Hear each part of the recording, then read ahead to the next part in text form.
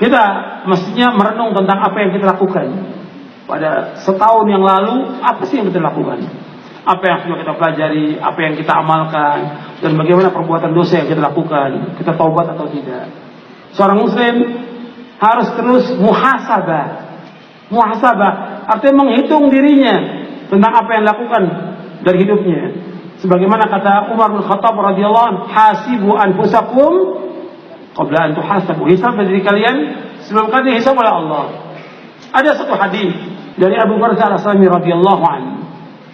Ia berkata, setelah bersabda Rasulullah sallallahu alaihi wasallam, tidaklah bergeser kedua kaki seorang hamba nanti pada hari kiamat, melainkan Allah akan tanyakan tentang 4 pertanyaan. Yang pertama, Allah akan tanyakan tentang umurnya, dihabiskan untuk apa. Yang kedua, tentang ilmunya, diamalkan atau tidak. Yang ketiga, tentang harta, dari mana dia peroleh dan kemana dihabiskan. Dan yang keempat, capeknya, lelahnya, letihnya untuk apa. Hadis ini diriwayatkan oleh Imam At-Tirmidzi, dan Tirmidzi kata hadis ini hasan sahih. Diriwayatkan juga oleh Imam Ad-Darimi dan disahihkan juga oleh Syekh Al-Albani rahimahullah kitabnya Silsilah Hadits As-Shahihah. Anda perhatikan di sini. Nabi SAW menyebutkan dalam hadis ini ada 4 pertanyaan.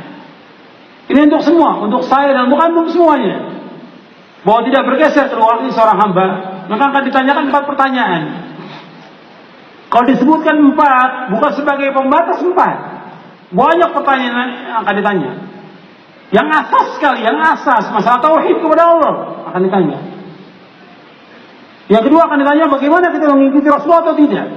Itu yang asas sebelum pertanyaan-pertanyaan yang lain. Sebagaimana kata Imam Nuqayyim di dalam kitabnya, Allah akan tanyakan kepada manusia 2 perkara. Yang pertama, madza kuntum ta'budun? Yang kedua, wa madza ajabtumul mursalin? Yang pertama, bagaimana kalian beribadah kepada Allah? Yang kedua, bagaimana kalian menyambut seruannya para rasul? Arti yang pertama, bagaimana kalian mentauhidkan Allah? Yang kedua, bagaimana kalian, apakah kalian mengikuti Rasul atau tidak? Yang akan ditanya. Nah, kemudian ditambah lagi dengan pertanyaan yang lain. Di antaranya 4 pertanyaan ini sebagai renungan. Yang pertama, umur kita. Antum coba, umur ini antum habiskan untuk apa? Jadi umur itu dihabiskan untuk apa?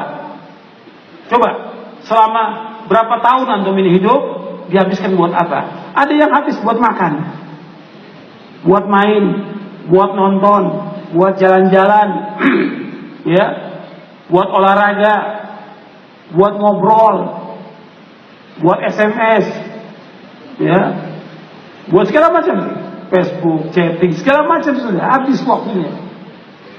Ditanya, buat apa waktunya? Apakah buat ibadah kepada Allah, buat ngaji, buat mengamalkan ilmu atau yang lain? Akan ditanya ini. Umurnya habis untuk apa? Coba anda merenungkan. Kemudian yang kedua, ilmunya. Dia nuntut ilmu atau tidak, dan diamalkan atau tidak ilmu ini. Orang Islam harus nuntut ilmu, dan mesti nambah ilmu kita setiap hari, dan nambah iman kita, nambah ketakwaan kita kepada Allah. Mestinya demikian. Jangan tambah turun.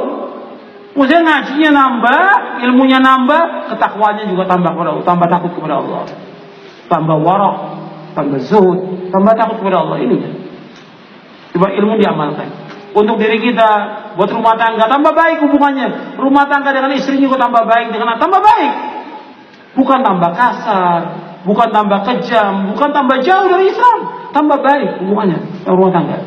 Begitu hubungan dengan masyarakat tambah baik. Renungkan ini. Yang ketiga, harta kita dari mana kita peroleh? Dari yang halal atau yang haram? Kita cari maisha ini halal atau haram? Coba renungi, pekerjaan kita ini halal atau haram?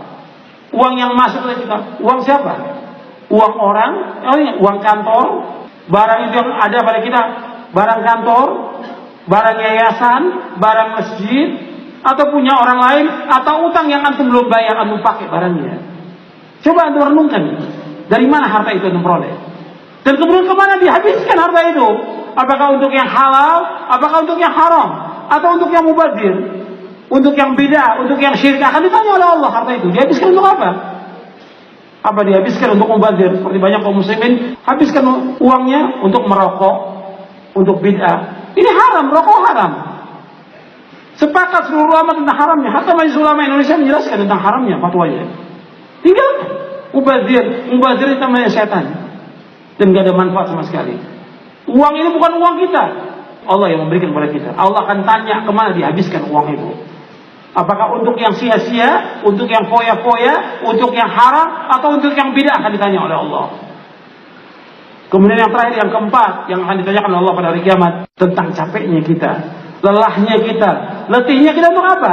Kita capek untuk apa?